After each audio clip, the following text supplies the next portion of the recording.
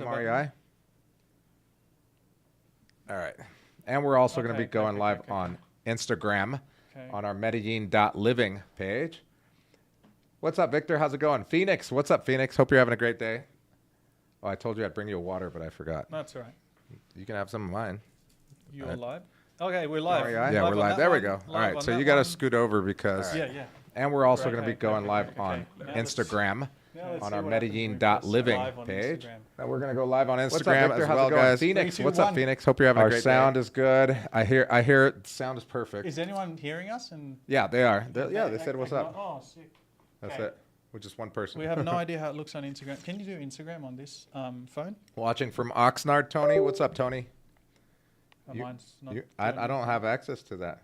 Yours is not just, going live? No, but just go on Instagram. Oh, go on Instagram. Just see if we're doing anything. Okay, if we're doing anything. Oh, it's live. It says it's live. What's yeah. it doing? There we go. Oh, there we go. We are live. We're upside down. Now you just have to tilt yours like this. Okay. If you're watching like this, it's not. It's going to be side. You got to go sideways like that. Okay. To watch the live on Instagram. Because to be. Oh, there we go. Okay. What's up, Josh? How's it going? Hope you're having a great day. We got people watching. Super Saiyan, going Super Saiyan, going super crazy. I think maybe that. Guys, tell us if you can't see us. If you can't see the camera, but there, I'll just put this here. Good. Okay, sick. That's better. Okay. All right. Yeah, that's like. Yeah. Let's put in the middle. All right. So, what's up, everybody? Hope you're having a great day. My name is Andrew. My name is AK. And we are the Medellin Real Estate Investments channel and Medellin Buzz, AK Joel, and on Instagram, we are the Medellin.living channel. If you don't follow us on Instagram, it's pretty new, but it's kind of blown up, right? Yeah, we got to just cross 4,000 subscribers. 4,000 subscribers in less than a month or something like that, right? Yeah, we just started taking it seriously about a month ago. So it's going pretty well. Yeah. It's showing properties, selling properties. We're going to be talking about real estate today. It's going to be a good stream, informative if you are looking to move to Medellin and maybe buying property. Maybe you don't even have to be wanting to buy property right now or in the position to buy property right now, but maybe in the future you might want to buy property. So it's good information either way. Absolutely, Andy. If you go to Instagram on your computer. Oh, that would be better, right? Yeah, and then you can just get this up because look, I got these chat messages here and everyone's on. On Instagram? Yeah. Oh, well, we just keep it there. Yeah. Okay. Yeah, just keep it there. I think it's probably best, right? Yeah. I'll put this chat. Can we get our notes up here then? Yeah, I got the notes over here. So we don't just ramble and we actually. Yeah, we do have. We did prepare for this. We've done a big preparation and we got everything ready. Yeah. But we just. It was just it's always technical issues, especially if you're trying to go live on like 4 different channels. Yeah, for the first time ever. For the first time ever. Yeah. What's up, Gil? How you doing? Hugo G. What's up, Victor Flores? Felix. What's up, Felix? David. How's it going, David? All right.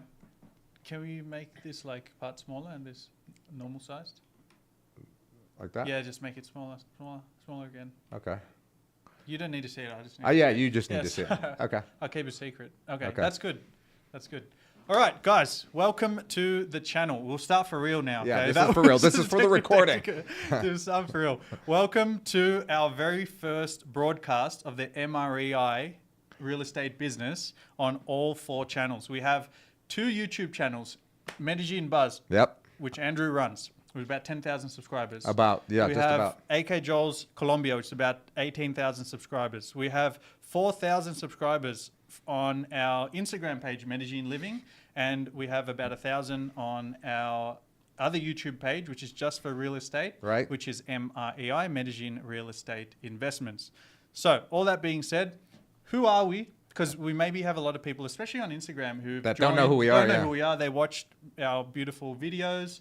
Do you want to introduce yourself quickly? Yeah, my name is Andrew Macia, and I've been living in Medellin for 15 years. We are in my office right now, in my house, in the barrio Manila. I love Manila. And you just did a video about it. I just did a video showing a little bit of Manila and an apartment here that we have for sale. And I personally have purchased 5 different properties. I've rehabbed them all and sold a couple, and I have a couple on Airbnb, and I'm currently going through my 6th property acquisition. So, and on top of that, we've helped many people buy their own properties out here. through the Medellin Real Estate Investments channel and our personal channels. Yeah. And you've been here for how long? 15 years, since 2010. And people look at you, they say, this guy looks like a Colombian, but he speaks like But a he gringo. speaks perfect English. He Yeah. speaks like a gringo. Can you explain to the people? Yeah, so I grew up, we immigrated. I was born here. We immigrated to the United States, to California, particularly Southern California, and back in 1985. So I lived there for 26 years until 2010 when I got deported, and I came to Colombia, discovered Medellin, fell in love with it, started a digital marketing company. That went really well. I still run that, bought properties, run an Airbnb business, and now have a real estate brokerage firm, which we just started this year. Yeah, absolutely. Yeah. And I'm from Melbourne, Australia. I came to Medellin 2021, fell in love with the city as well. After a lot of traveling, I've been to like 46 countries. Yeah. Medellin is my favorite city in the world to live. Yeah. Started the YouTube channel. That started going pretty well. Teamed up with Andrew not long after. We started helping people with relocation. And we started doing our real estate probably a couple of years ago informally, but officially last year. And the reason why we wanted to start is originally we were doing our YouTube channels and doing a lot of referrals to other real estate agents. Yeah. And we got a lot of feedback, like not the best feedback. Like the clients. Yeah, the clients we were referring Yeah. to local agents here that spoke English, by the way. They were just saying that, that agents were kind of dropping the ball, right? Yeah, yeah. Well, I think the thing with Colombian service is it's not the same as in these other countries like US, what you would expect, the follow-up, the level of attention to detail. So we had many times where we sent, a client and then they come back and be like, hey, what's going on? This guy's not responding for like weeks and sending me wrong properties and things like that. Yeah. So we decided, let's just do it ourselves. Yeah. What's that saying? It's like, if you want something done right, you got to do it yourself. Yeah. So that's where we are right now. Yeah. So that's what we've been doing. Hopefully that gives you a bit of understanding of like who we are. So you know us now. So let's get basically into, should we get into it? Yeah, well, before you get into it, I just want to remind everyone, if you are not subscribed to the channels, wherever you're watching, hit the subscribe button. If you're watching and there's a like button that you can hit that, because it'll help us grow and reach more people, and we really appreciate it. And if you have questions, you can ask them. We've got our assistant, Francisco, who is my brother, watching, and he'll write them down at the bottom of the list, and then we'll go through them at the end of the stream. To begin the stream, we've got a few questions, and that's where we're going to get started. But feel free to ask the questions or just hold it till the end so that we can answer everybody's questions. We might answer your questions as we go through this. Yeah, well, actually have it set out in the way that so everyone doesn't bombard the chat and then their messages are gone like all the way back. Yeah. We actually have certain parts in this because this is structured. We want to give you guys as much information in the least amount of time as possible. Yeah. So we have structured questions, and at the end of each section, we have a Q&A. So just, a couple of minutes before the Q&A, I'll let you guys know, all right, after the next question, we're going to answer your question. So then start leaving all your questions. Questions absolutely.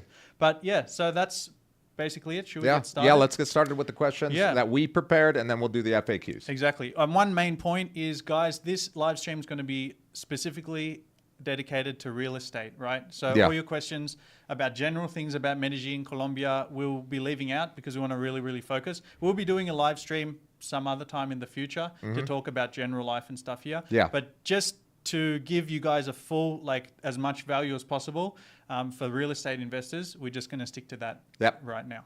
Yep. And with that said, let's get into it. Let's get into it. Shall we? Yeah. First question. What does the buying process look like from start to finish? Take us through it. Because you've done it many times. Yeah, multiple times. It's a loaded question because it depends on the deal, but generally from start to finish means that, okay, you saw a property, right? You like it and you negotiated the price with the owner or the sales agent. You put in the offer, they liked it, whatever, you have the set price. Once you agree on a price, you're going to have to agree on a date to sign the purchase agreement, which is the next step. Someone has to draw up the purchase agreement, and someone has to do the title research. If you're Colombian and you live in Colombia, you're not hiring an attorney. Just like in the United States, most real estate deals you don't do with an attorney. But if you're a foreigner, we highly, highly, highly recommend that you use an attorney. And if you need an attorney, we can help you out with that. We've got our own attorneys that we refer to. But someone has to draw up that contract. Usually it's your attorney or the buyer's attorney. But then if they draw it up, your attorney has to review it, make sure that the terms are something that you can both agree on, and then you set a date to sign that purchase agreement. Usually on the signing of the purchase agreement, you give a down payment. It's usually 10%. It could be more, it could be less. It depends on the deal, but usually it's 10%. And then usually 2 weeks to a month later, you close on the deal. And that's when you send the remainder of the money. Now, there's a lot of stuff that goes on between all of that, like the lawyer doing the due diligence, right? Title research, making sure that there's no liens on the property, no taxes owed, etc. Before you even sign the contract, obviously. And anything else that the contract stipulates will happen between the time you sign it and then when you close. So it's pretty easy. There's 3 key things. Number 1 is to send the offer, and obviously the offer gets accepted, signing the purchase agreement, and then closing. Between that, there's a bunch of technicalities, but obviously a professional like us can help you through that, or any real estate agent that you hire here. Okay. So basically the whole process, let's assume you don't look at properties for like 6 months. If you look at something, say maybe 5 to 10 in the first week, you like something, the whole process from start to finish, about 2 months, you'd say? Could be shorter, could be longer. Yeah, it could be shorter. Yeah, average, I would even say for foreigners, I would say average a month. Okay. Because most foreigners come with cash. Yeah. There's no loan involved. And if there's no loan to satisfy on the seller's end, it could be pretty quick. It could be as soon as a month, maybe even less than a month.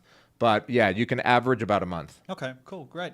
So that was the next question I had. How long does it normally take to close on a property? Instead of about a couple of months? Yeah. Here's a huge one that we always get, like, because I've been managing the questions on the Instagram. On Instagram, and yeah. A lot of the questions we get are, can a foreigner buy a property in Colombia? Yes. Anybody can buy a property here. You don't have to be a Colombian citizen. You don't have to have a visa. You don't have to be a resident. You can just have a passport and buy a property in Colombia, and you own the property. I know that there are some countries where it's like a 100-year lease. I think that's what the case is in Mexico, something like that. Not here. You actually get a title, your name on the title, and you actually own the property. And the next most popular question we get is, hey, I'm from the US. Can I get a loan? Can I get financing in Colombia? Yes, you can. But just like in the United States, you have to build credit here. And how do you build credit here? You have to have some sort of tax ID number, social security number in the United States.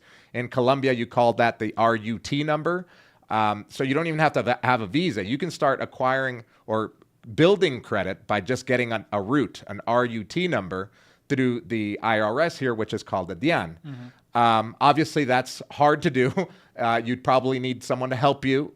We can help you connect with people that can help you do that, by the way. But you can start building credit if you want to. If you do get a visa and you get a local ID, the Colombian cédula, you can start building credit on that as well. And it's going to take time, just like in the United States. You got to get stuff under your name, like your phone bill, cable bill, internet, everything. And build good credit, get credit cards, obviously open up a bank account and all that, stay active for a couple of years, maybe 2 to 4 years, and then and show income and expenses. Just like in the United States, when you apply for a loan, they're going to ask you, like, what do you do for a living? Show proof of income and expenses. So you'll have to show that here too. So it's a very similar process as the United States. So yes, you can. If you're a foreigner, you can get financing the traditional way, through traditional lending, through the bank. There are also hard money lenders or bridge loan lenders out here that are private lenders. Interest rates are higher. The year to fulfill the loan or to pay the loan, the years could be less. It could be due in a year or 2 years, 5 years. Brian at the World Lending Group can help people there. So if you need help with that, make sure to connect with us, and we'll help you get that information. Yeah, you answered the question actually in a very different context, but for most people asking that question, they want to ask, can I get financing tomorrow?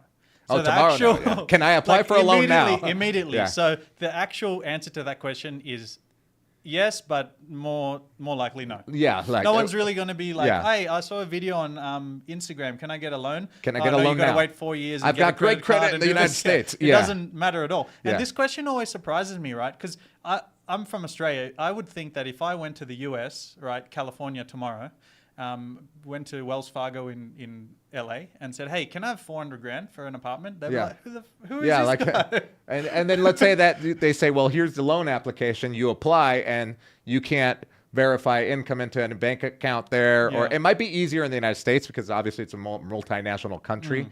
But in Colombia, it's a little bit more difficult. So yes, in short, you can get a loan as a foreigner, but it takes time to build credit. So if you need it now, you're not going to Probably get it. no. Yeah, So probably most not. likely, let's just let you guys know that if you want to buy a property in Colombia, you got to come with cash. Yeah. Okay. So out of all the deals that we've done, have you ever done one for a foreigner who has used financing, whether it be hard money lending or had built credit over years and then got a Colombian loan? Not a Colombian loan, just people that have used, for example, like a home equity line of credit in the United States and used it to buy here. So but that's not, when they put their own property Yeah. up for whatever and then get money out of that. yeah, they get money out of their property. Yeah. Okay. So in the that's US. another option as well. Yeah, that's a viable option, Yeah. actually. Yeah. Okay, great. So that's actually will answer two of the most important questions. So I'm glad we did that. The next one is in relation to transferring money into Colombia. Oh, Because you right. can't just, well, you can actually sometimes just go from your US bank account to another US bank Yeah. account here. But probably 90% of the time, you'll need to do it another way, especially if you want to apply for the visa, because we need to have that as a foreign investment, registered Right. foreign investment. So tell us about the brokerage account. What is it? Why do we need it? Yeah, so if you want to bring your money into Colombia and you don't have a Colombian bank account, and sometimes even if you do have a Colombian bank account, you don't want to send a big amount of money to your personal bank account because then you got to report that to the DIAN, which is the Colombian IRS, and it looks like income, so you've got to do more paperwork, etc. And tax paid. Yeah, exactly. It looks like income, but the best way and the way that most of our clients, I think all of our clients have used, is by opening up a local brokerage account with a local brokerage firm from Colombia. The two big ones are Alianza and Acciones y Valores. You open an account there. It takes about a week to 2 weeks to open the account.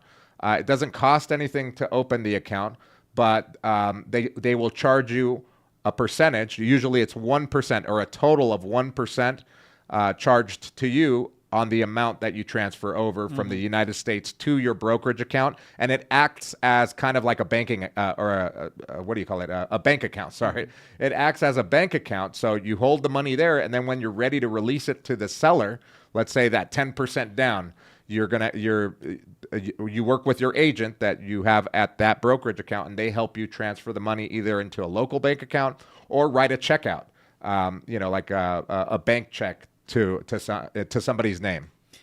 For people watching in different countries, like this may sound like a little bit weird, but the reason for this is that Colombia for many years has been known for money laundering. Yeah. So they don't just want random people bringing money here and there. They want to control and see what it's about. So when you open actually the brokerage account, it's not just like punch a couple of numbers into online and they open it straight away. Yeah. What actually happens is you need to provide a lot of paperwork, bank statements, show where your income comes from, Right. so they know, okay, this guy's not a criminal, Yeah. and the money's legit Yeah. coming into the country. That's Exactly. the main reason for the brokerage. Yeah, big reason, yeah. Yeah. So I hope that's clear. If you have any questions on that, write them down and put them in the chat when I tell you to. Yeah. The next one, you already covered this a little bit, but do I need a lawyer to buy a property in Colombia? And need and advise are two different things. Yes. But let's go. Do you advise that we get a lawyer if we want Yeah. to buy a property in Yeah, Colombia? that's a question that we get all the time. And yes, the answer is yes. We always advise to get a lawyer because, it's in a different language that you may not understand 100%. And I speak Spanish fluently and English fluently. And I look at a contract in English and I don't know what it means. And in Spanish, even worse, because, it's a lot of technical jargon, a lot of things that, a lawyer can look at and describe to you. So it's best to work with a lawyer that's bilingual, that can kind of translate things to you and make you understand or help you understand the terms of the contract so that that, everything's on the up and up. Yeah, definitely recommended. Yeah. Same with visas. Don't do it yourself. Yeah. I mean, a lot of people do take the cheap route and they decide they do it themselves, or they hire a local that maybe doesn't have so much experience and that charges very cheap. And what do they say? You pay peanuts, you get monkeys type thing. Exactly. So sometimes it could go well. I mean, you could get lucky and it could could go well. But I have seen disasters where, like, oh no, I didn't know that I overstayed the 183 days and I'm now a tax resident, so I can't apply for the migrant visa after I just bought a $200,000 property. That was a real case of somebody.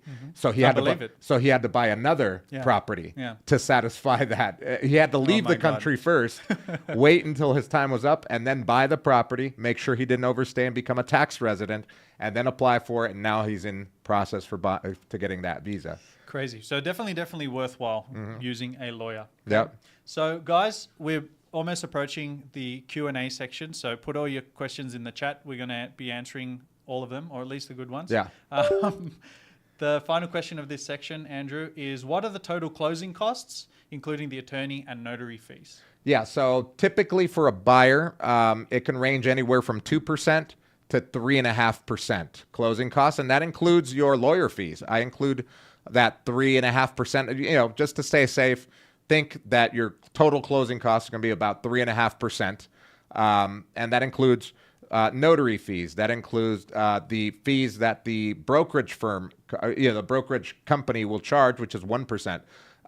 That includes the, what else does it include? It includes your lawyer fees, etc. So that includes everything. So let's say you said 3.5%? Yeah, 3.5%. So around easy numbers, a $200,000 property, pay $7,000. $7,000 on top of whatever you need. Else you need to pay maximum. Maximum about 3.5. So probably 2 to 5 to 3.5. Yeah, and you don't need to pay as a buyer. The buyers usually don't pay the commission for the real estate agents.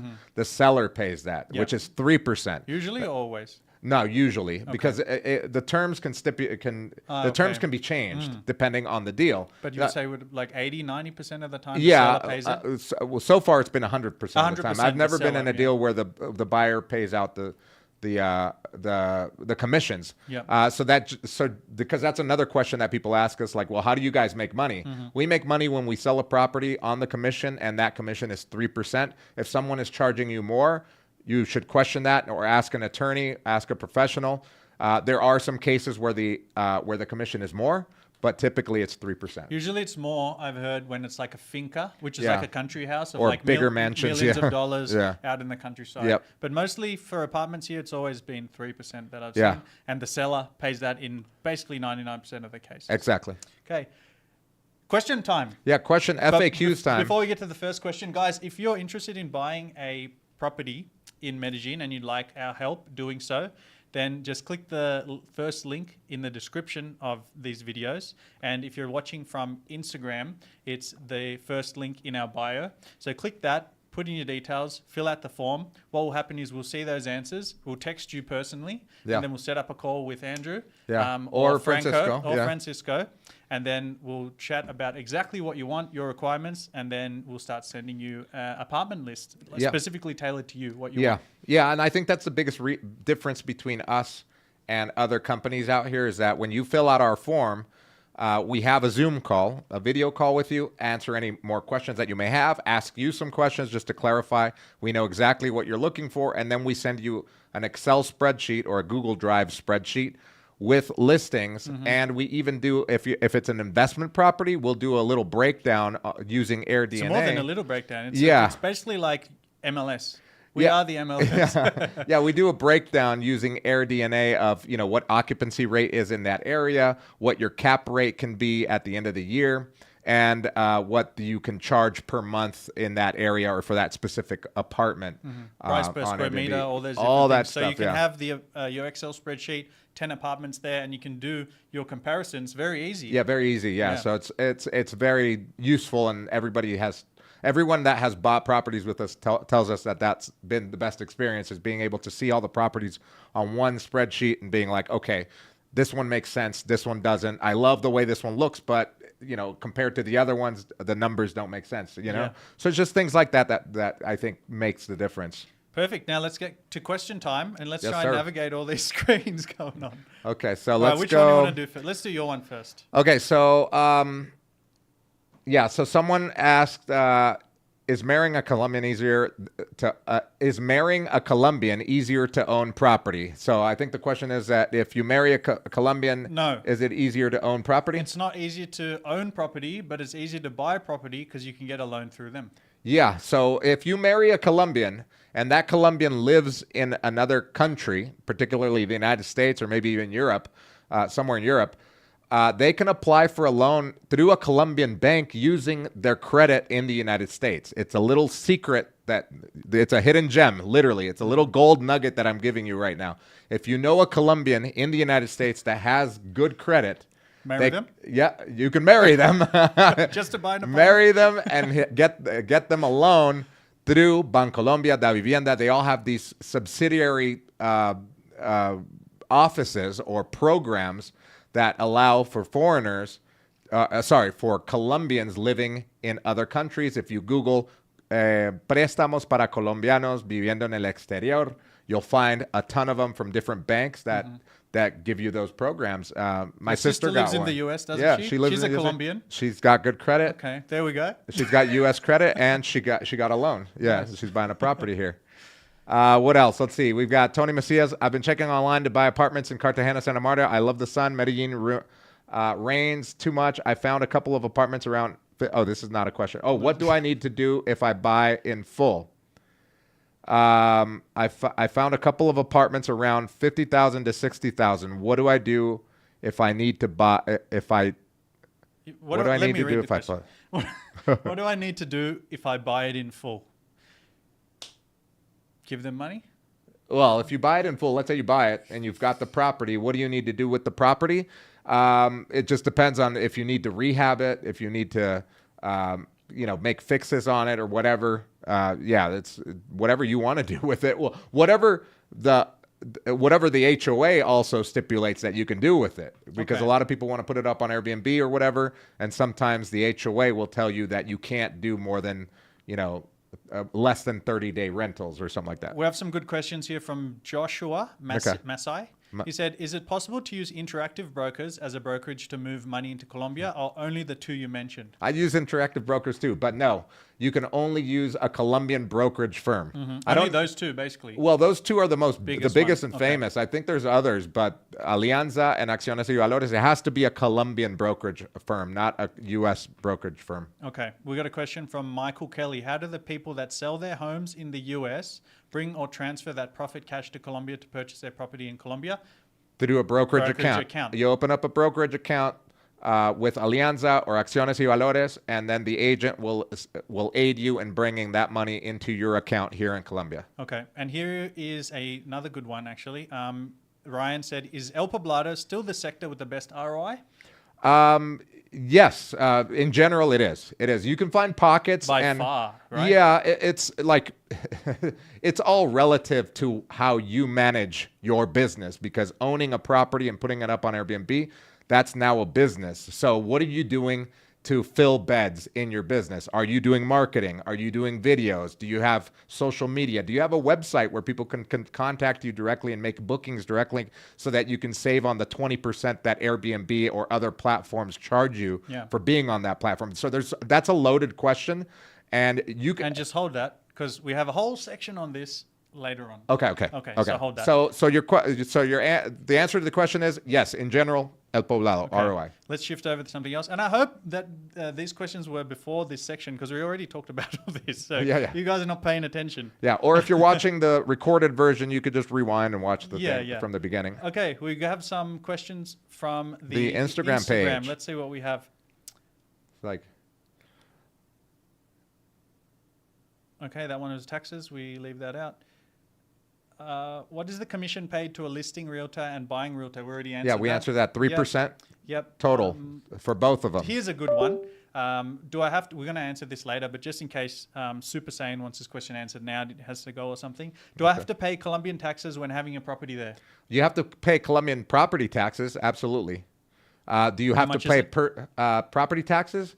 It depends on what the registered value of the property is, but they're very low. I usually calculate like 1% of the property value is what you'll pay in property taxes, but it can vary, but it's always very low. Okay. But to answer even further, Do you have to pay personal income taxes just because you own a property here? No. It just depends on how much time you stay in Colombia. If you go over 183 days, you become a tax resident, and then that's a whole different story. Question from retired 19227. Do you recommend renting first to get a lay of the land before you buy? No, you got to buy now. No, I'm just kidding. Don't come here at all. Don't understand Medellin and just send us your money. Yeah, no, you definitely want to rent first. If you're looking for rentals apart from Airbnb, check out nomadbarrio.com. That's a great website where owners like myself of apartments that I have on Airbnb, I put mine on Nomad Barrio as well, but I put it at a lower fee because I'm not getting charged by Nomad Barrio. It's a free platform. So you could check out nomadbarrio.com. There's a lot of owners that put their properties on there for rent and for sale. They have both. And you can negotiate with the owner directly. That's the thing that you can't do on Airbnb. You can't ask and say, hey, if how much money can I get a discount? Someone could just block you right away or whatever. So Nomad Barrio is great for that. Okay, we have a question on the MREI channel. Okay. From Ghislaine Ras. Okay. How much is the percentage of mortgage in Colombia if you manage to get a loan? Good question. Right now, it's about 10%. It used to be 22%, then it went down to 18%, then 14%, now 10%. Hang on, I think they're asking how much is like the down payment and the loan amount. Oh, okay, sorry. Not interest rate. Interest rate, okay. So interest rate 10% right now. How much you have to put down? Usually 30% down, and they will loan 70%, and it's usually a 15-year fixed rate loan. It could be a 20-year as well. So it's either 15 or 20-year fixed rate with 30% down. Okay. Can you go to my live stream there on my channel? This one's broken. Is this you? No, that's Mari. All right, AK Joel. And let's see what questions we have over there. Oh. All righty. Okay. I'll put it here for now. Oh, thank you. And then, all right. We have a question from James. Colombia's real estate is a cash market, but is there any developer financing on pre-construction? Good question. Good question. There is, but again, you have to qualify for it, through the lending, through the traditional lending route in Colombia. So if you don't have credit in Colombia, most constructors will not lend to a foreigner. They'll want you to pay cash, or when the 2 years are up, when the construction project is ready to be turned in, it'll be like a balloon payment, and you have to pay that out. So to answer your question, some do. So it's worth sifting through all of them and finding the ones that you may like, and trying to get a loan through a constructor, but the likelihood is lower. Okay. And another good question here from Nazik. He said, is there any capital gain tax after selling a property? Again, can you answer that? Any capital gains tax? Yes, there's capital gains tax here. I forget what it is. I mean, if we just chat GPT it will tell. But it's actually more if it's after 2 years. I think it's if you sell it within 2 years, it's X amount. But if you sell it after 2 years, it's like it halves. Yeah. So you save a lot of money. That's why it's not really that much of like a quick flipping market. That's a good point. You got to pay a lot more in taxes if it's under the 2 years. Yeah. So under 2 years, you usually have to pay capital gains the full amount. After 2 years, if you hold the property after 2 years and then sell it, you'll pay less. And I've heard in some cases even none. So it just depends on what the deal is. Yeah. I just want to answer people's questions because they're asking them. We don't just want to ignore them, even though we may be talking about some of these things a bit later because we've got pretty deep in this. But last question, and then we'll get back into it. Then we have another Q&A section later on. Owen Cash said, is there any differences or advice for buying property as a residency to live there yourself versus an investment? What was the first part? The first question. So if I come to you and say, hey, I want to live in my place myself, would you give me different advice if I said, hey, I want to have it as an investment property? Oh yeah, absolutely, because for an investment property it's location. And for residents to live in, it depends on what you like. For example, if you like nature, you like peace and quiet, you might want to be in the hills somewhere, but if you want maximum return on investment, you want to find the best deal on a property You may need to rehab it because that will increase your ROI because you're buying it very cheap. So yeah, it depends on the deal. Great question. Yeah, it depends on your preferences as well if you're going to live in it. Brilliant. Can I have my questions? Yeah. Franco said that he's writing the FAQs at the bottom as well. Oh, there. Oh, at the very bottom. Yeah. Oh, there we go. Okay. He did copy paste a lot. Sweet. Let's go back up. Okay. All right. So first section, guys, was buying process and the legal aspects. Right. Now we're going to go to our second section of this live course, which is investment and rental income. Okay. Okay. So first question. We're going to get a big one off the bat right now. Okay. I'm going to see how you want to answer this one, Okay. Andrew.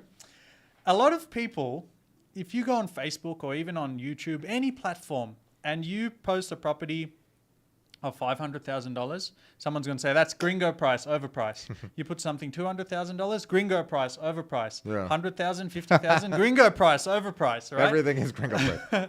What do you have to say about that?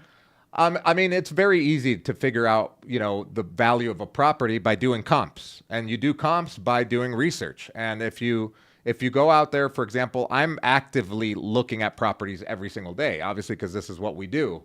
So I'm able to tell if something is overpriced or underpriced.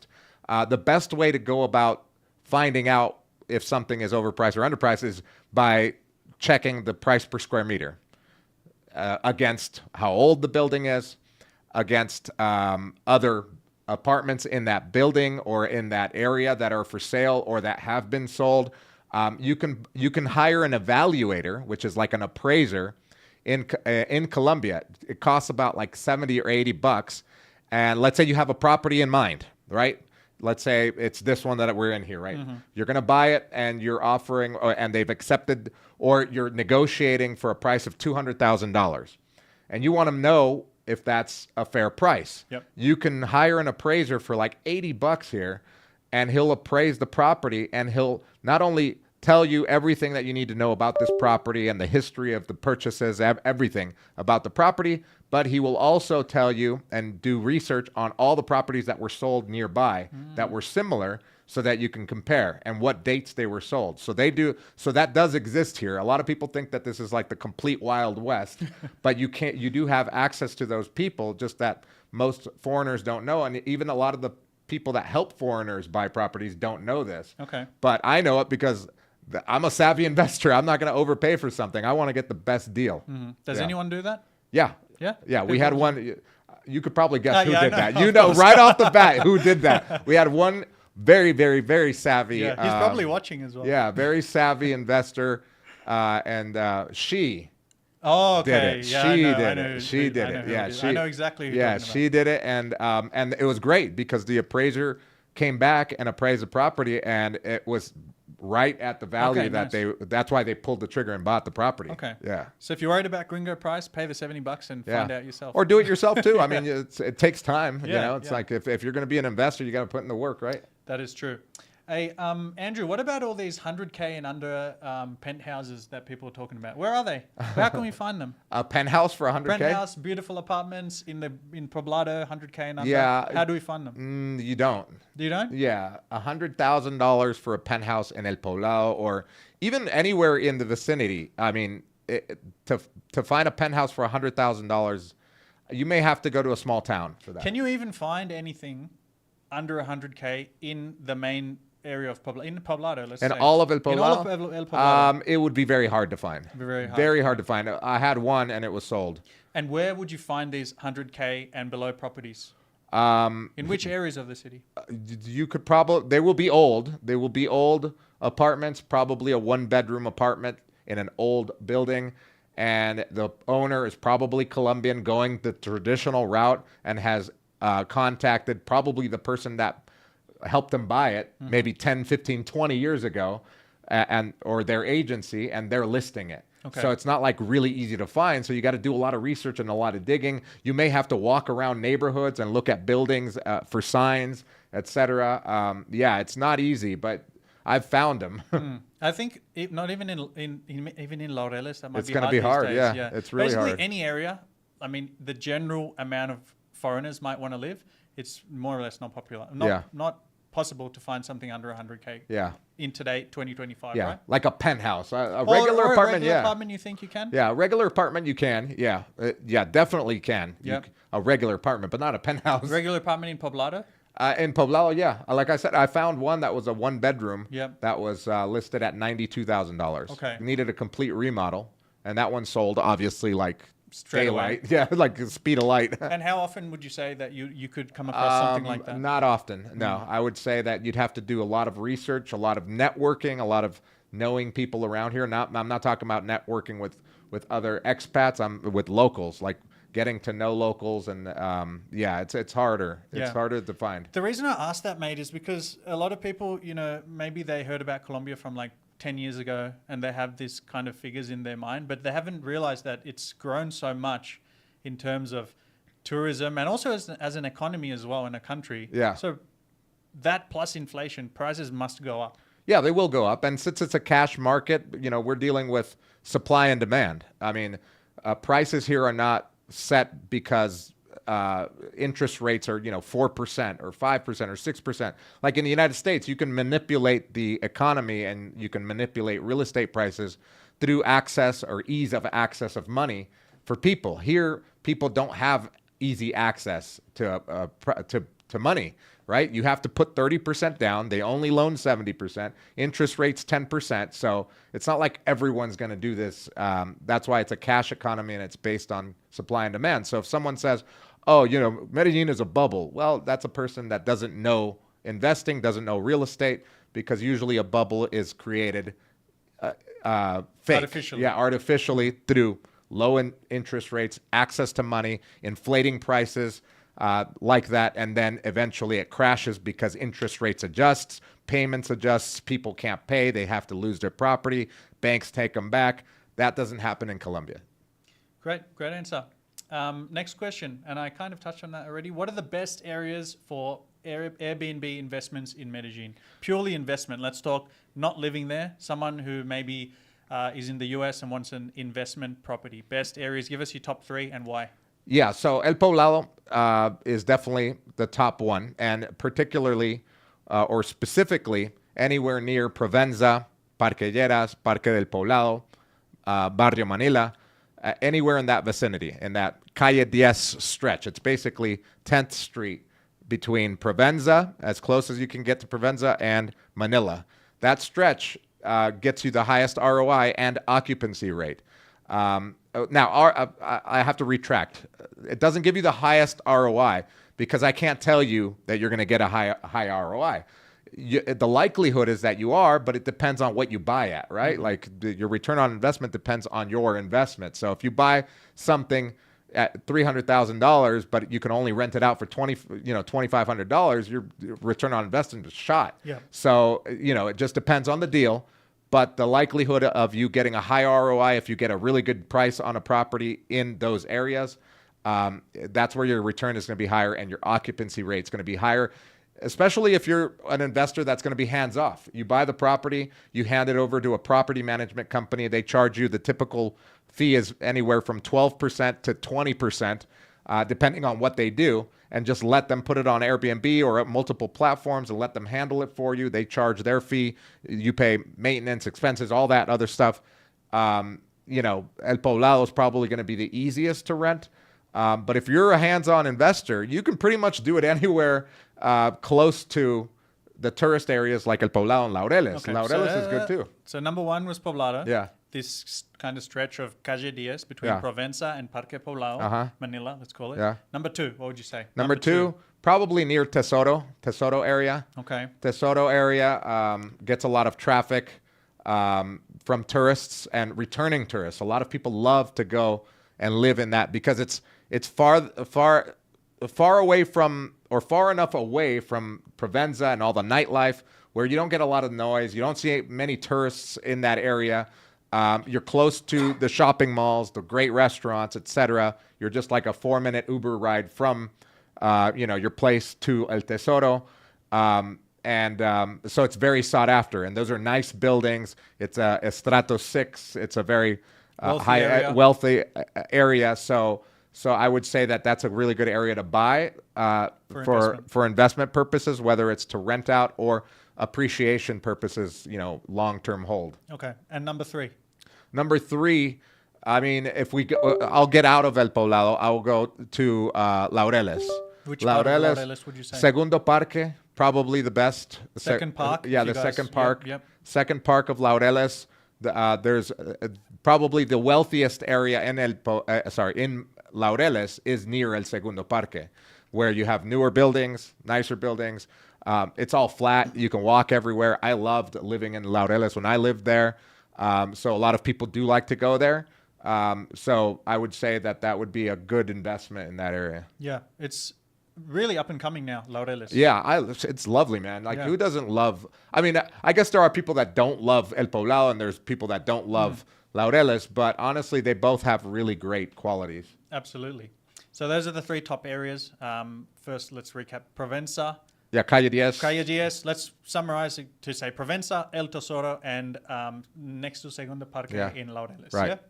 Yeah? So what are additional fees that I need to pay if I have an apartment in Colombia, as in terms of HOA and monthly taxes? Yeah, so you'll be surprised at how low HOA is here.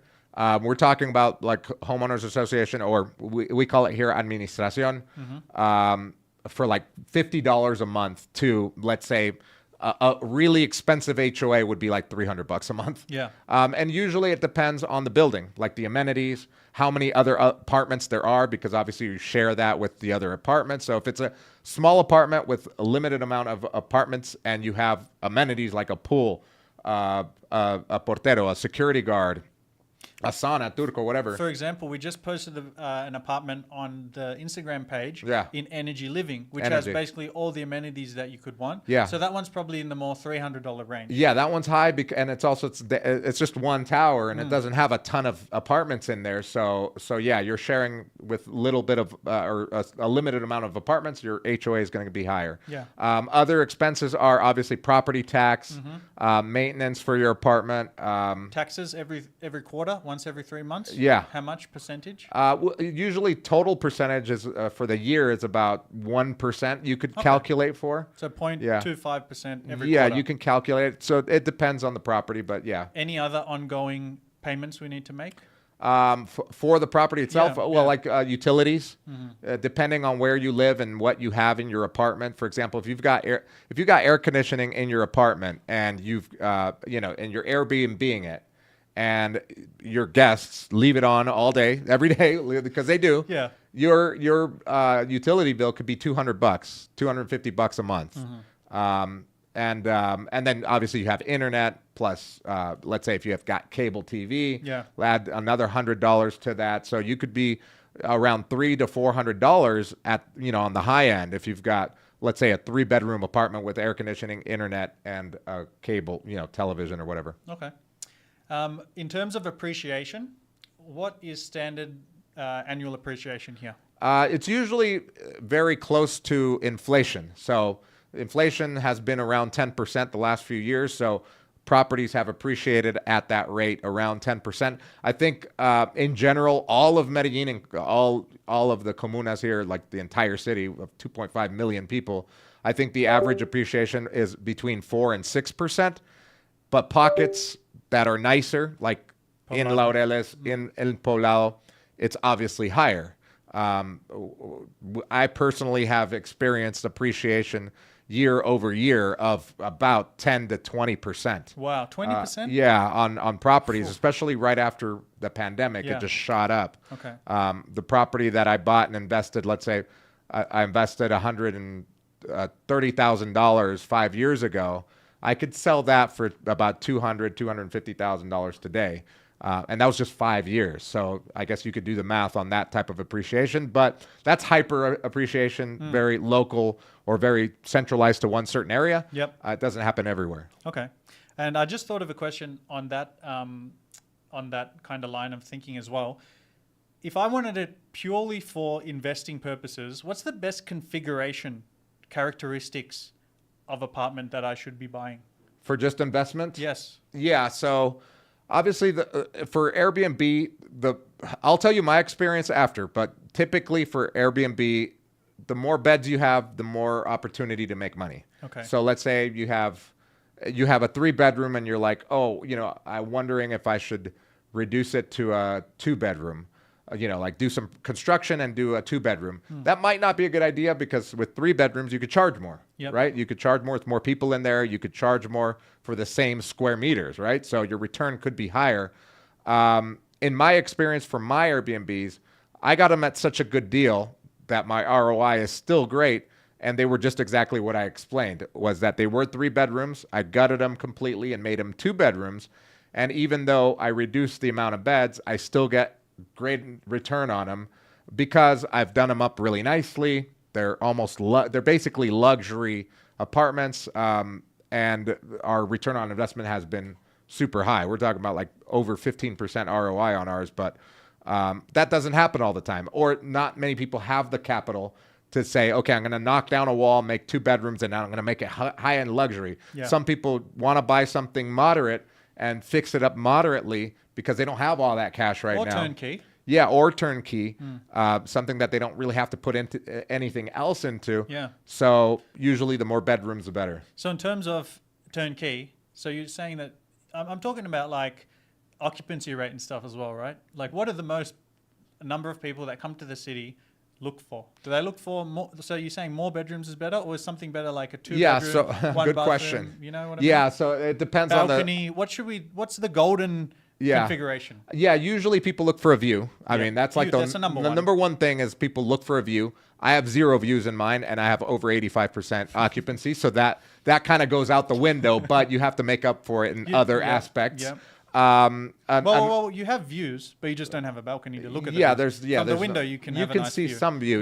But okay. But yeah, so it just depends, and it depends on the length of the stay of the tourists. If it's a short-term rental, some people don't care about a view; they just want a bed because they're going to be partying, they're going to be out, they're here for less than a week or a week, and they don't care about the apartment as much. Even if they do have a lot of money, they want to be in a good location. Yes. So location is prime. It's like, I would say location's number one out of everything.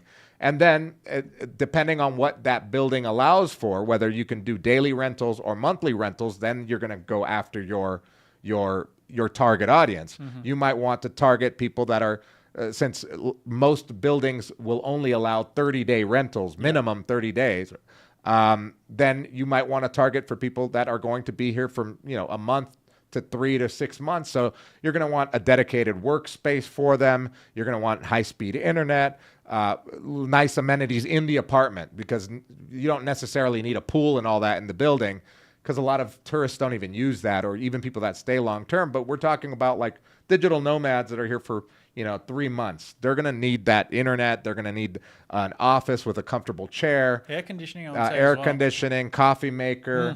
There's nice little little things. A rice cooker, things that you wouldn't expect. It depends on your target audience. It's again, running an Airbnb is a business, so you have to have marketing, customer service, market research. You're going to have your customer profile, right? Like we have that for ours. We know who our customers are, because even though I'm able to do dailies, I rather cater to people that are here for long-term stays because they're just better clients. I make a little less, but they're a better client. The place doesn't get trashed. I'm not dealing with phone calls from neighbors that a guy is yelling at a hooker because she won't pay her at 4 o'clock in the morning, because that has happened. Yeah, finding bags of blow everywhere. Literally. When I first started doing dailies, that happened, and I'm like, no more dailies. No more daily. I don't want to deal with that. Yeah, I wouldn't do dailies if I had an apartment in Medellin either. Yeah. Do I need a special license, Andrew, to operate an Airbnb? Well, you do have to be registered with the Board of Tourism in order to operate legally here. So I guess that would be a special license. I don't know. That's a license. Yes. Yeah. You need a license. Yeah. So you do have to register with. You can't just open up tomorrow and just stay start. In my place. No, you have to register with the Board of Tourism, and there are things that you have to abide by. Even things that, like, I didn't expect. Like, for example, you have to have an emergency escape route, like that, like signs. Because you're basically like a hotel. A fire extinguisher. Up to date, because if the fire department comes and does like a check and your extinguisher's out of date, you'll get fined. Just things like that you have to comply. And they're too. taking this really, really seriously now as well, especially in the last 6 months. I think the mayor of Medellin figured out that there was something like 400 or something, maybe more, Yeah. like Thousands. 4,000, Over thousands. maybe it's 4,000. Yeah. Illegal Airbnbs running in the city. So Yeah. he went and he shut down a whole heap of them. So Yeah. Don't get caught out on this. Do it the right way. Yeah. In terms of actually running an Airbnb, Andrew, are there any restrictions? I think the main restriction would be the length of people's stay, right? Right. Yeah. Yeah. Basically, there are buildings that are zoned. In order to be able to do daily rentals, your apartment building has to be zoned commercial, right? So most, I think the last statistic that I saw was that 95% of the buildings in Medellin are zoned residential. They're residential buildings where families have lived there for years and they were built years ago, and they're all residential buildings. So you're not going to be able to do dailies there. The only way that you would be able to do dailies in a building like that is if all of the owners were agreed to change the zoning and then went through the process through the city to change the zoning on that building to allow for dailies. And then that's an added cost for all the owners. Which they're never going to do. Yeah, which most don't. Some Yeah, do, though. Like yeah. there's a few buildings in Provenza. We have one for sale for $140,000, a 2-bedroom, which I would buy. Like 5 blocks from Provenza, old building. It's literally licensed as a hotel, but it's apartments. Yeah. Yeah. So that's the only restriction. But most places actually, if you have people staying over 30 days, Yeah. that doesn't need any sign off on anything from the HOA, the building. You can just No, as do long it. as you're in as long compliance. as you have the license. Yeah. you can do So it. it's funny because we just had a client that had this question and we looked into it. So Colombian law says that you as the owner can do 30-day minimums, right? You could do 30-day or monthly rentals. Okay. Under Colombian law. But it also stipulates that if the HOA or the administration says otherwise, then they override Colombian law. It's Okay, weird. It's okay. weird how that happens. But for example, there are HOAs here I've seen in buildings that don't allow for 30 days. There's only 1-year contracts. So obviously you want to make sure. It's called El Reglamento de Propiedad Horizontal, which is the HOA rules. And it's basically a large document of the rules for the HOA, and that's where you'll find what you can do. So that's a really good thing you want to check before Yeah, buying a before property. buying. Yeah, you want to make sure. Yeah. And a lot of people break the law. And in Colombia, it's kind of normal for everyone to do what they want. Like, oh, no one, we do Airbnb 30 days and no one says anything. And the guy next door is doing it too. And he's doing less than me and whatever. So we just do it. The only problem is that it's fine until something happens. Yeah, it's fine And until then they something figure out happens. you've been doing Airbnb for like a year, and then you're shut down. Some criminal shit happens, and you're fucked. Yeah. Yeah, that would be worst case. Exactly. So, all right. So, next question, Andrew. How much do property management? This is what I was actually wanted to ask you, but I'm glad that it was actually the next question. So, all the stuff you said about Airbnb, you said it's a business, Yeah. and you said a lot of things that made it sound very difficult. And obviously, Yeah. it is difficult because you got to work to make money, right? Right. But what if someone doesn't want this like 15% return, and they're maybe happy with 8 to 10%, Or even just breaking even. whatever, right? They want to do less work and make less income. Right. How much do property management companies charge to do all that? Yeah. So it's between 12% to 20%, or maybe even more than 20%. Depends on what that property management company is going to do for you. Yep. So if they're just going to put it up on Airbnb and just wait And for it to pray. fill itself, yeah, and then manage whoever comes through and not do any marketing, et cetera, it's going to be lower, right? 12 to 15%. But if they're going to actively do marketing, like actually post your stuff when there's gaps in your calendar, posting on Facebook, Instagram, and the groups, maybe even like a paid post or whatever, doing active marketing, they're going to charge more, probably 20% or even more. Yeah. And it just depends on what your MO is. If you want someone to do that type of marketing and fill your place as much as possible, you're going to be paying more of a percentage. And that percentage is charged on the gross rent, not on your net. Exactly. So you got to keep that in mind Yeah. for your ROI. You rent out $1,000 a month, you pay $200 for the for management. for the management. If anyone does want management, we actually work with a couple of companies who Yeah, are they're really, great. really good. So make sure to reach out to us with our form that's linked in the description. Yeah. Yeah. Now let's talk about pre-construction / blueprint projects, because this is really interesting to people, I guess, who they don't have cash to buy yet. and they want to buy, but they're also not in a hurry to buy. They're Yeah. happy to wait 2 years. Yeah. Explain that, because that's a big hack that not many people know about, that you can actually buy a place and build credit at the same time. Yeah. So again, in order to build the credit, you have to have like some sort of tax ID or Colombian visa or whatever. But let's say you're a foreigner and you see a project that's going to be brand new in 2 years, right? Yep. They're selling units now. They haven't even broken the ground, but it's going to be done in 2 years. The benefit of buying into one of those is that you have to put down a down payment, right? Usually it's 30%. Sometimes for these bigger projects, it's like 40% down payment, but you don't have to come up with that right now. You pay 40% down payment over the course of 24 months, right? If it's going to be ready in 2 years, then it's 24 months. So whatever your down payment is, you divide by 24, and that's what you're paying the constructor. Some common questions are like, well, what are you going to do with that money, constructor, that I'm giving you? Are you using it to build a building? A good answer from a constructor is like, no, we actually have a fund where we keep it there and it's not being used. We've got the money for the construction already, type thing. So, from investors, right? Yeah. So the advantage of that is that you have 2 years of paying just payments to pay down that 40%. And then once the 2 years are up and they're ready to turn in those apartments and give you your apartment, then you have to come up with the rest of the money, the 70% or 60% of the money. It'll be cash, obviously, that you'll have to come up with. If you do have a local ID or a local, like a social security number here or tax ID number, you can build credit over those 2 years. Because when you're paying into that down payment to the constructor, they're reporting it to the credit bureaus.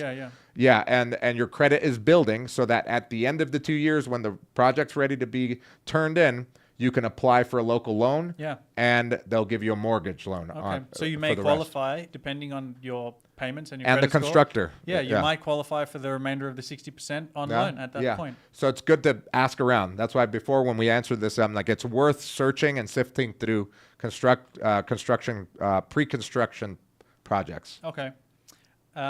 And we're about to approach the next Q&A section, so just fill everything with questions. Yeah.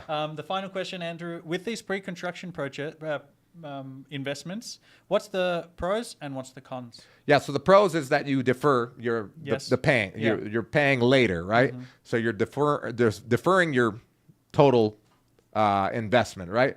The cons are that you don't get your property right now, obviously. Yeah, You've got to wait 2 years. The con is that if you do qualify for a mortgage loan, interest in Colombia is higher than in the United States. So if it's to rent out, you're probably just going to break even at best on that property. Other cons could be that... I have another con. What? It's going to be much more expensive.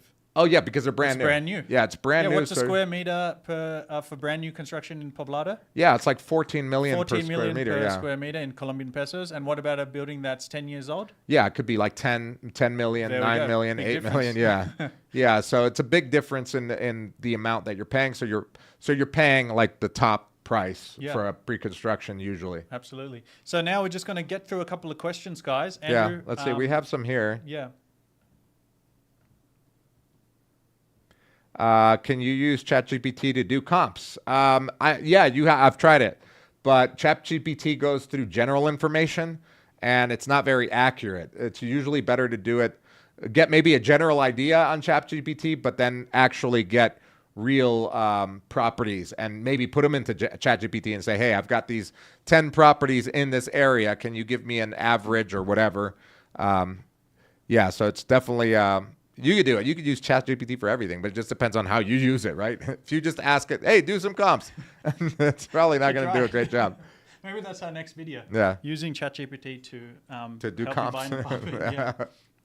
Okay, so annual property taxes, we answered that already. Homestar Runner is saying, are you seeing all the gems leave the market? How late are we to the property boom in Medellin? It seems like the prices may have gone up in the past year, but the USD has gone up. Is it a wash? Good It's question, definitely actually. a wash. It definitely is a wash. And property prices have adjusted between the end of last year and this year. Can you explain what a wash is for people who don't know what that is? Meaning since property prices have gone up, but also the U.S. dollar has gone up. So, like, so it kind of evens out. okay, Yeah, even it's Stevens? like you're still, Okay. you know, Más o menos? yeah, más o menos the same price. Okay. How can I get credit? We answered that question already. Oh, how does wealth tax work exactly? Is it only based on Colombian assets? How do they appraise your home? Ryan, we're not going to deal with that right now. But that's a good But that's a question, good yeah. question. Go to my channel and watch the video on tax because I actually did a full interview with a tax lawyer here and he Okay, answered good. that exact question. So do that if you want to know Easy the answer. answer to the question. Yeah. Go watch a video. Go watch it. Go. Yeah. You already answered that. Can I use ChatGPT? Oh, that one for Michael Kelly? Do you gentlemen have any knowledge of any neighborhoods in Medellin where there is expansion going on? Where is this happening the most? I mean, literally, it's happening all over Medellin. You'll see new projects coming up. I think one of the neighborhoods in El Poblado that has expanded a lot in a small area has been Ciudad del Rio. Okay. If you check out Ciudad del Rio, they're even expanding across the highway and still calling it Ciudad del Rio. So that's a very interesting area. But all over El Poblado, you could see expansion. Obviously, the most rapid expansion and where the most money is being invested is near Provenza, near all of the tourist attractions here, I guess. Here's another good question that many people ask from Mathis Riba. He says, is there MLS database that shows all listings? No, not all listings. There is an MLS database, but it's not the standard here. So you're not going to find all properties on there. So there is a Colombian MLS. It's called La Lonja, which is the guild in Spanish. But yeah, there is that platform, but you're not going to find all the properties there. But it's a good platform to use for comps, like because there are a lot of properties on there. Teddy Ted _NJ said, if I want to purchase property with my friends, is it better to purchase the property as individuals or under a LLC? Yeah. If it's a investment property, you're going to want to probably put it under a company, right? If you're going to be running it as an Airbnb, it's going to have income, it's going to have expenses. You're probably going to want it to be under a company name if you're going to have multiple ones. If you just have one, you could probably just run it under your own name here in Colombia. But again, that's something that you should definitely consult a professional about, like an accountant or a lawyer, to set up your entities here. Okay. Jiu-Jitsu Jay asks, excuse me if you already covered it. He wants to know about how to bring the money in from American Bank to Colombia. I'm just going to cover it in like 10 seconds. Yeah. You need to open a brokerage account in Colombia and you transfer the money from there to the brokerage account. And then when you're ready to buy a property, you transfer it from there to the owner's account. Yeah. Cool. Joshua yeah. Messi Yeah. says, what about Envigado by Buena Mesa en La Frontera for investment properties? Again, those are great areas. To live in, those are awesome. But the statistics show that the occupancy rate there is lower than El Poblado. It's higher than most neighborhoods in Medellin, but not higher than El Poblado, or not the same as El Poblado, specifically that, 20 block radius between, Manila and Provenza. Next question we have from Ubranity Lash. How much should you expect to pay for a typical property in today's market? What is a typical property?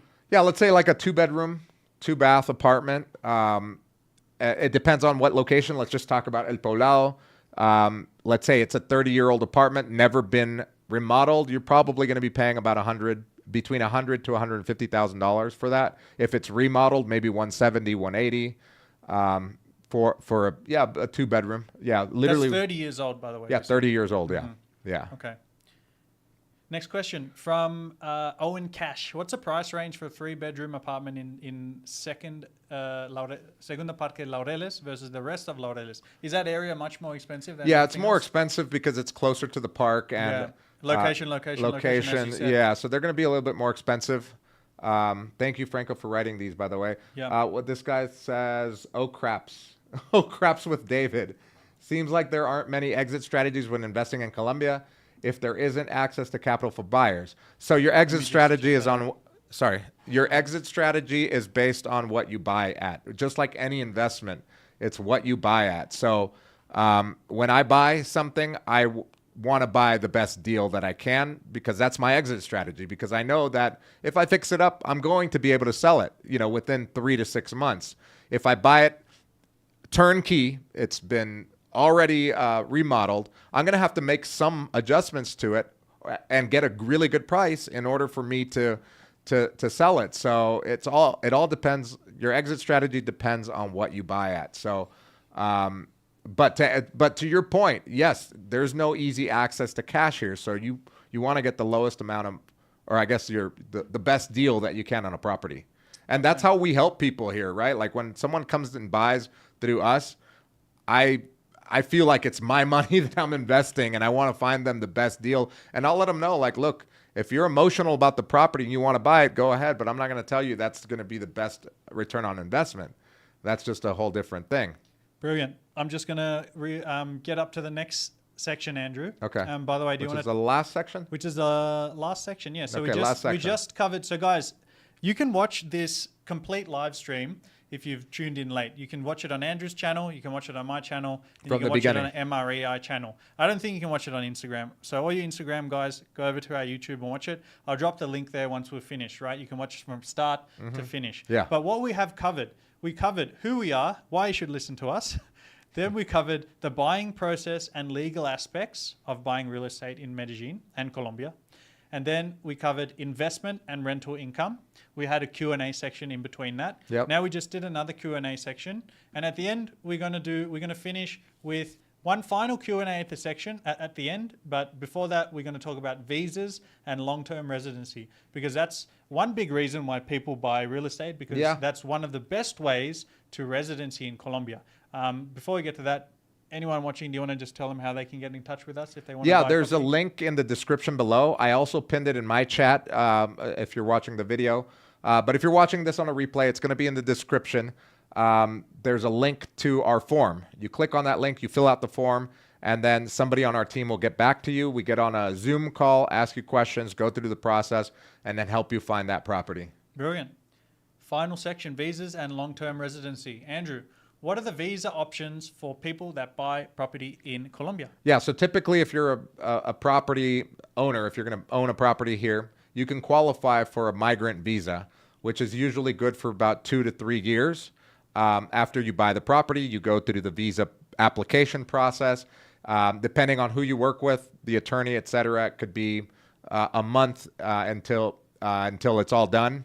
And then you get your local ID, right? Mm-hmm. So how do you qualify for that? You have to spend or invest a certain amount of money for a property. Right now, I think it's at about $120,000. I'll tell you exactly how much. Okay. So the way to do this, guys, if you at any point, if you're watching this in the future, the way to do this is calculate it, right? So it's actually not a fixed figure. Mm-hmm. It changes. It goes up every single year, right?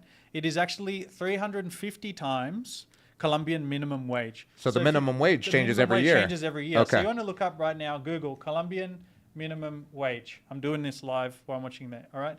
In 2025, Colombian minimum wage went to 1.4 million, more or less. So then we go to calculator. Okay. And we bang this number in. Right. Bang it. It's not banging. So I'm going to have to type it. 1,450, blah, blah, blah, whatever that is, right? Times 350. Yeah. Which comes to 508 million, let's say. Yeah. So then let's go to convert now. Convert it. COP to USD. Okay. Let's see, what's that? Throw it in. About 124. $124,000. Yeah, what did you say? I said 120.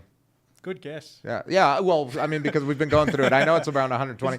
But there's a but, right? Yeah. A big but. Mm-hmm. And this is a gray area. And before you get into it, no, you talk about it first. Yeah. I'll talk about it like later. Legal disclaimer. Go talk to a lawyer. Yeah. But explain. But yeah, so since the minimum wage changes every year, and let's say you buy it at the exact amount, which is about $124,000 today, and you went through the process, you qualified for it.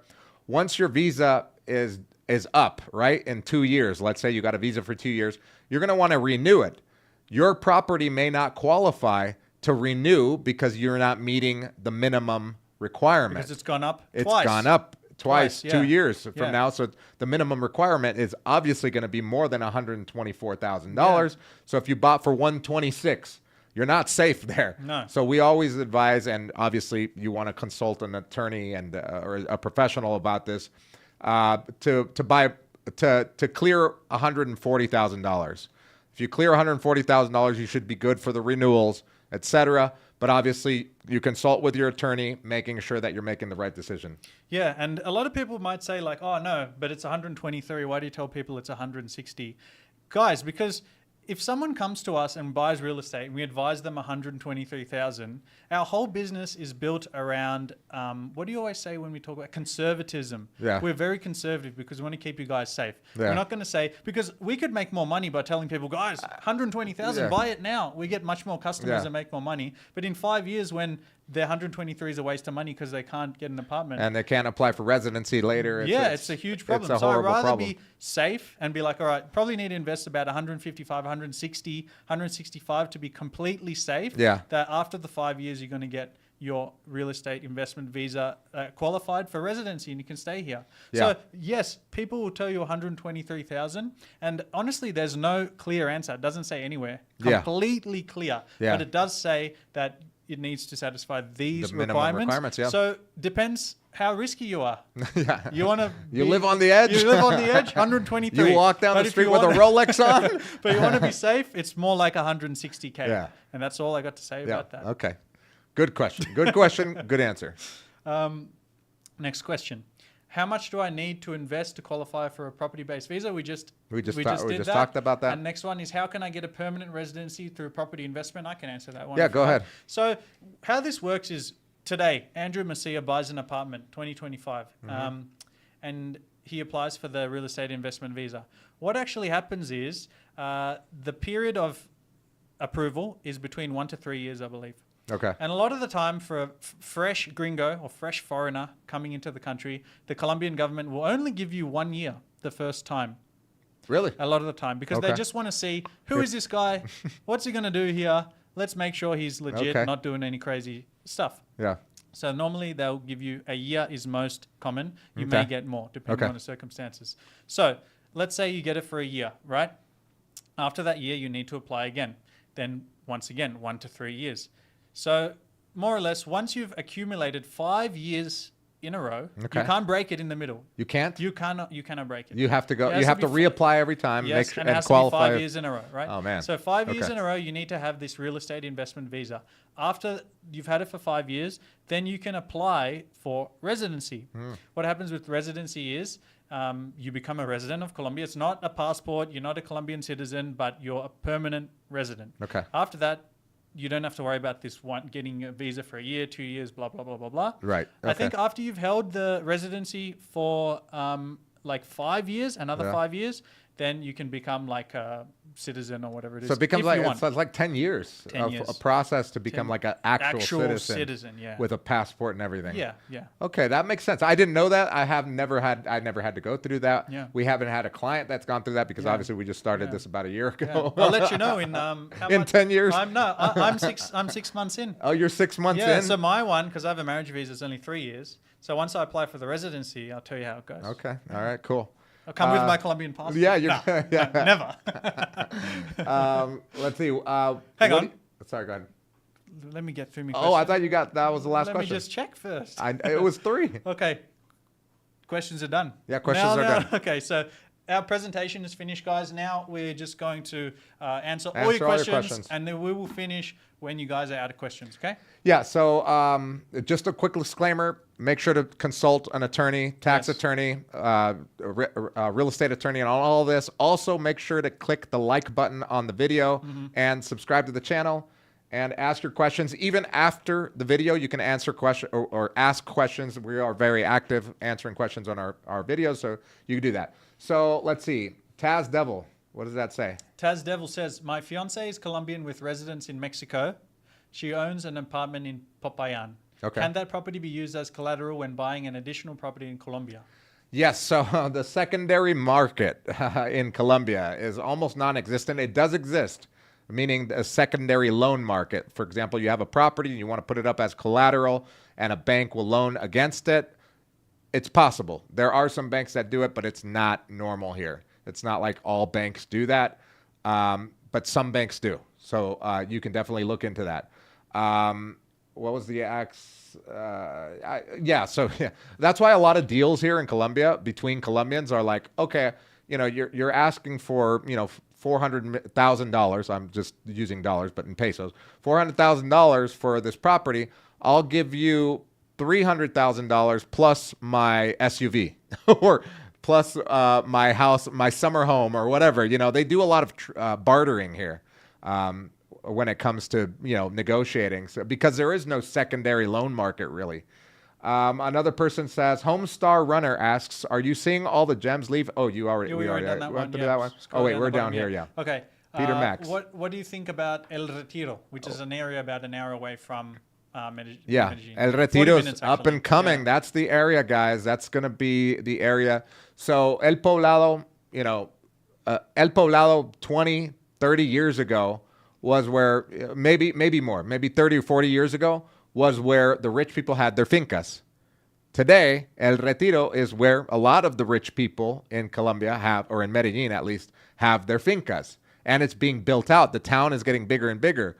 I'm willing to bet that in 30 to 40 years, El Retiro will be like the El Poblado. And obviously the city will have grown, where the roads will be bigger, highway going through El Retiro. So give it 30, 40 years, great investment, great area for now. If you like country living, if you like Pueblo lifestyle. I went there like a year ago. El Retiro is awesome, right? Peaceful, yeah. Yeah, it's peaceful. Like it. They have good restaurants now out there. Like it's being built out. I ate a nice pizza there. Yeah. In case you wanted to know. Okay, thank you. We have Instagram.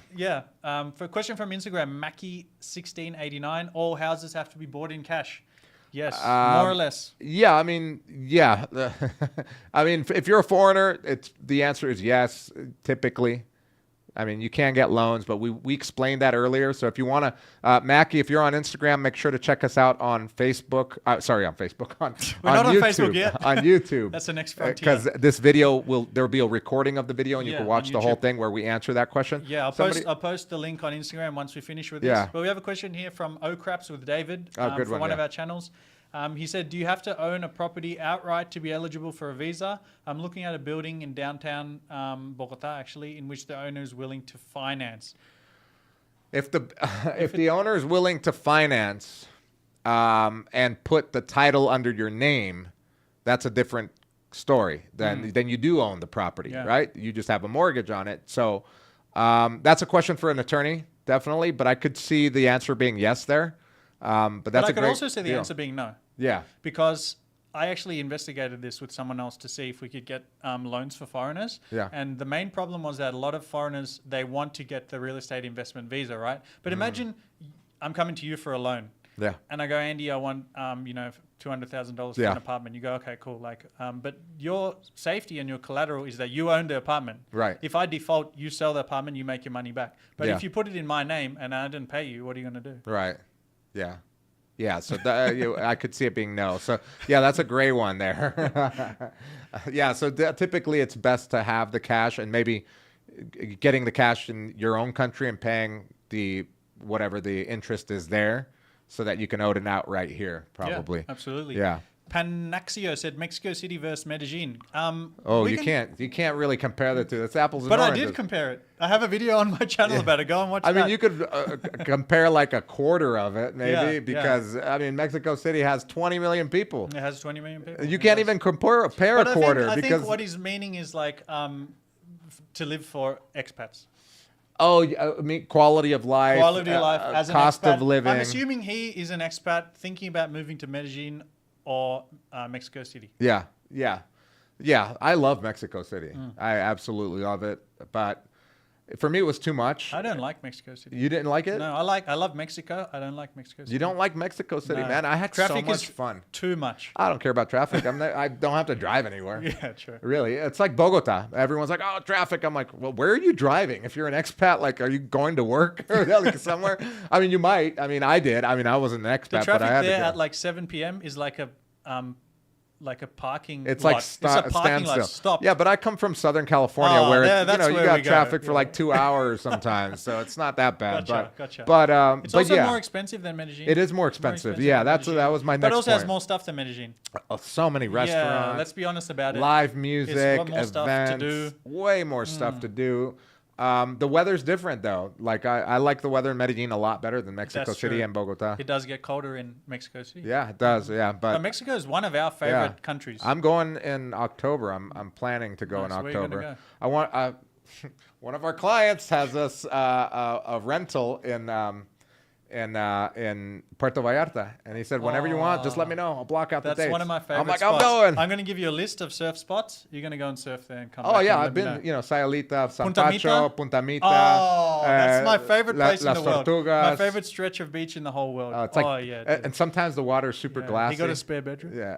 Well, I think he does. It's a 2-bedroom. Oh, ask him, mate. I'll come Yeah. down with you. Michael Sands, what's up, Michael Sands? One of our Medellin masterclass people that went to Carnaval with us Yeah, as well. he went to Medellin Masterclass, he went to Carnival. He's Yeah. an MRE customer. He's He the even best. has my shirt, He's got your shirt. which says, I'd rather be in Medellin. Oh, I love that shirt, bro. I need to get one of those. Yeah. but you don't ship here. Designed, yeah, we do. You do? I think Oh, so. I gotta Designed get by Carolina. Shout gotta out to get it, Carolina yeah. for the great design.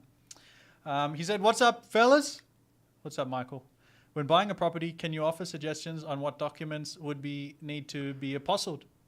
Apostille to buy a property. I don't think you Apostille. need any to be apostille. To buy a property. To buy a property, Maybe for the visa I purposes. think to be apostilled, that's usually to do with like a digital nomad visa and stuff, where you have the police report apostilled. Yeah, but you don't need that to buy a property. No, you don't need that to be a Yeah, property. I haven't had to have anyone apostille any documents to buy a property here. No. So I don't think you need So to. you don't need It's just anything. for visa purposes. Just for where visa, that digital would come into nomad, play. student, Yeah. all the visas that you need a police check, you need that to be apostilled. Yeah. Yeah. Here we go. Kevin Council says, I'm looking to buy a house. What would be a good amount to start off at?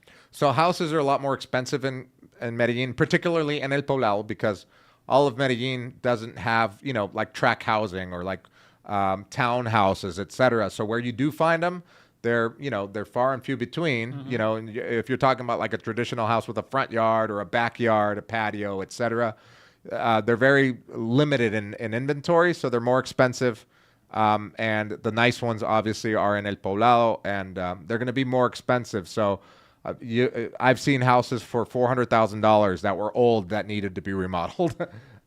So I would say at least, you know, $250,000 to start looking outside of El Poblado, or like the less touristy or the less sought after neighborhoods in El Poblado, and then maybe even less in some of the other neighborhoods like near Laureles, like in Belén, etc. So it just depends on where you want to be and how big you want that house to be. Yeah. So, by the way, while we wait for some more questions, just how we've transitioned a little bit in the last couple of months. So we actually started a YouTube channel called MREI, Medellin Real Estate Investments. So if anyone's following us from Andrew's channel or my channel and you just want to see real estate videos, That's us only there. real estate videos, which are only about 2 to 3, And they're- 2 to 5 they're minutes property each. walkthroughs. They're not property like this. walkthroughs. We're Yeah. like walking through properties, and it used to be Andrew doing the videos, but he's completely booked right now, showing actual clients around. So I'm doing the voiceover, and we're just showing you through apartments. They're only about 2 to 5 minutes long. Yeah. They go. We upload about 2 to 3 every single Yeah. week. So if you just want to see how the market is, and that's basically your like a website of properties. Kind of like a property website. Yeah, and we also do that on the Medellin Living channel. Yeah. Medellin.living. Medellin.living. On Instagram. On Instagram, Medellin.living. We do that, but in a vertical format. With a better voiceover. With a better voiceover. Because Yeah, that's his wife doing the voiceover. It's Yeah. so much better. I think that's why it's gotten so much more traction. It must be. Because it's like more relaxing to hear a woman's voice, like psychologically, I think. So Yeah. people like to watch those videos more. And what she's doing right now, she's actually doing a voiceover course. Oh, no at way. this minute. Yeah, Cool. yeah, yeah. So she's going to be a so better than voiceover us. artist. Yeah, better than us. What does Owen Cash ask on yours? Owen Cash said, there are... Oh, no, he answered a question for someone. Oh, okay, good. Yeah. Okay. Thanks, guys. You answered a lot of questions, says Taz. Excellent discussion. Thank you, Taz. Would it be cheaper to buy land and build from ground up? No. It depends. It depends on where the land is and whether that land has access to electricity, water, all that stuff. If it's already pre-constructed in, yeah. So it depends, right? Yeah. But yeah, I can't. I think on average it is cheaper. A lot of the people that are selling their properties are obviously Colombian. I would say most of the sellers that we represent or that we have helped someone buy a property, the seller was pretty much always Colombian. And I always ask the seller why, when I go see a property, even if we're not interested in it, whatever, I always ask, well, why are you selling it? And a lot of them are saying, oh, it's because we bought a plot of land near Las Palmas or in El Retiro and we're constructing on it. So I think, and if Colombians are doing it, it's because it's a good deal. Yeah. Colombians notorious for finding good deals. Misho Ivanovsky said, hey guys, can you stay in Medellin on tourist visa, then transition to investment M visa? Yes. Yeah. Not can you. You must do this. Okay. This is the best option to do because you can actually stay under tourist visa depending on how you time it. You can do up to 6 months of the year. You can stay on tourist visa. So what we normally recommend is come in to the country. You get your 3 months initially, right? 90 days. In that time, go around, see which areas you like. Then once you figure out, okay, I like Poblado, go and look at properties, blah, blah, blah, blah, blah. Then you have basically 3 months, 90 days to find a property and buy the property. If you haven't done it yet, then you can extend again online, get another 3 months. So basically 180 days of the year you can do. And then that gives you a lot of time. And then, because you got to pay for the real estate investment visa, only pay for it once you've used up all the free stuff that you have available. Right? All right, cool. We have some questions here. Oh, it's a Global Loopy. Oh, wait. But I was both of you guys' channel. Oh, you were on both of our channels. I'm learning a lot from y'all, and I can't wait to get back to Colombia. I had to come back to the United States to work. Yeah, a lot of people have to come back to the States to work. Unfortunately. Global Loopy says, when I was there last year, I saw land for sale on my way to Guatapé. Yeah, so if it's on the way to Guatapé, it's very highly likely that it already has all the infrastructure there, like water, electricity, etc. So those could be really good deals. Yeah, I think we've basically covered all the questions. We've done everything in our presentation, guys. If you joined in late, make sure to watch the complete replay. It's going to be on Andrew's channel, my channel, MREI channel. On the Instagram, I'm going to post a link to watch it. Yeah. Over there, watch it from start to finish. Take notes if you like. Leave some comments in the question. Leave your comment in the comment section. We're going to be answering those as well. And also, if you want to get in touch with us and you need some help buying a property in Medellin, check the link in our description of the videos, and also we're going to post it in the bio. It's already in the bio of our Instagram. We're going to have it as a first pinned comment on all these videos. On all these videos, yeah. So just click on it. What you need to do in simple terms is just click it. The first section will ask for your name and your email address. Put that in, and after that, it'll take you through to a big form, which will ask you, what do you want in Medellin? How many bedrooms? How many bathrooms? Budget, everything. You put that in, it'll come through to us, we'll review, and then we'll contact you to make a Zoom call. Absolutely. You'll be speaking to Andrew or Franco. Who's actually my brother. His brother. They'll be listening to you, asking what you want, getting exactly your needs, and then they'll be sending you personalized spreadsheets with all the comps on there as well. Right. Everything you need to know about these properties, right? Investment, cap rates, cost per square meter, and then we'll go back and forth with you until you find something that you like. You make a list of, let's say, 5 apartments, 10 apartments, and then you'll go either with Franco, Andrew, or one of our other agents around Medellin to look. Yeah. And that's basically the whole story. Last question, which is a very good question. What are the main risks of title fraud, and how do I ensure a clean title? By hiring a real estate attorney to do the title research. And that's always a must with everyone that we work with, to have an attorney that will do that title research to make sure that there's nothing fishy going on there.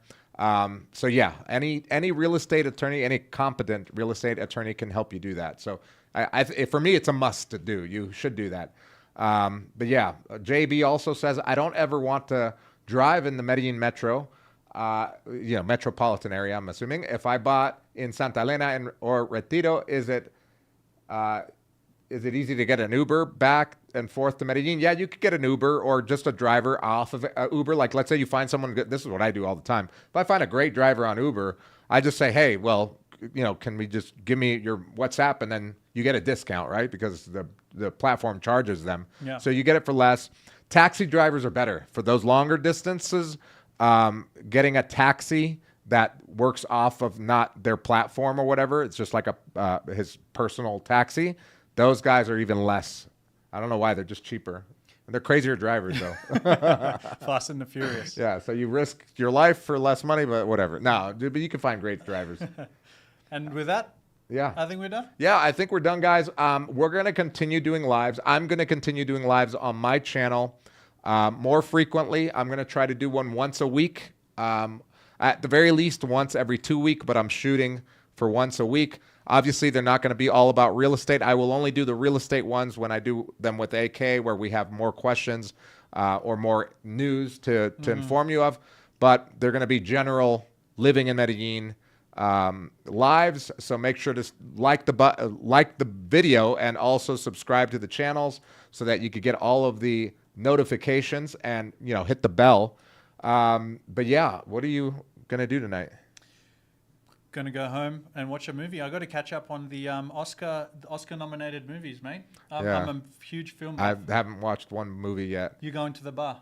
I'm going to the bar because the Lakers are playing the Celtics and Alex Pereira's fighting later. The UFC is on tonight. It's a great day for sports. I was supposed to go see a DJ go play, but it's like weighing one or the other. I'd rather watch. I mean, honestly, I'd rather watch sports. Bartenders are beautiful there, so that's a plus. I've got my bottle of tequila waiting. How different lives we lead, huh? Yeah, they were kind of almost polar opposites. But my brother is like that too. We're also almost exactly the same in many things. In many things, we have a very common. Yeah. There's common themes. But we live very different lives. Same with my brother. Yeah. Me and my brother have a lot in common. He seems more like me. But he's way today. He's like, I don't like going out. I'm like, me neither. Yeah. Let's be We friends. stay in. Let's be friends and never hang out. Yeah.